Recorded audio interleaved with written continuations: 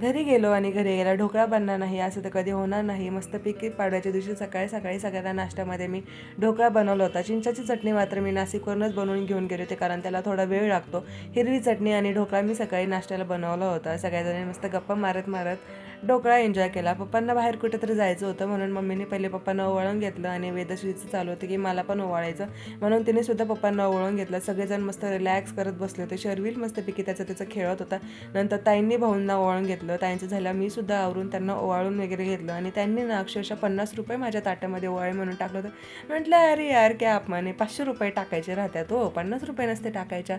मस्तपैकी माझ्या पतिदेवांचा आशीर्वाद घेतला. छान छान त्यांना म्हटलं मला आशीर्वाद द्या, मला असंच कायम सोबत राहा, छान छान हट्ट पुरवा. आता ह्या वर्षी ठीक आहे, पण पुढच्या वर्षी चांगलं गिफ्ट द्या. आणि तेवढ्यातच त्यांनी अंगठीचा बॉक्स ताटामध्ये ठेवला. मला तर वाटलं की ते प्रँकच करते का, कारण त्यांना माहिती होतं की मी व्हिडिओ काढत आहे आणि ना त्याच्यामुळे ते म्हणत होते तू उघडून तर बघ काय, उघडून तर बघ काय.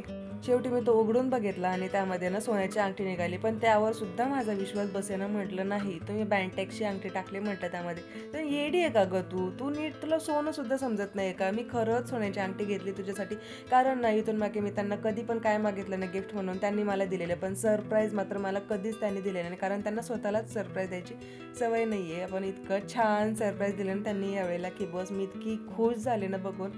आता ना 4 वर्षामध्ये पहिल्यांदा मला सरप्राईज भेटल्यावर मग मी तर खुश कशी नाही होणार. रात्रीच्या वेळेला ना मस्तपैकी पप्पांना हट्ट केला, हॉटेलला जायचं मस्तपैकी पप्पांकडनं पार्टी घेतली. आम्ही सगळेजण मस्त 2 नंदा वगैरे, वेदश्री, ताई, मम्मी, पप्पा, आम्ही सगळेजण हॉटेलला जेवायला गेलो. छानपैकी मस्त सगळ्यांनी जेवण एन्जॉय केलं.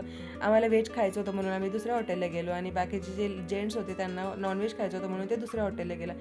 आणि नाही, इथे आमची वेदश्री मस्त तिचं टॅलेंट दाखवत होतं, तिचं नौटंकीपणा बघत बघत असं संपला आमचा दिवस. चलो बाय.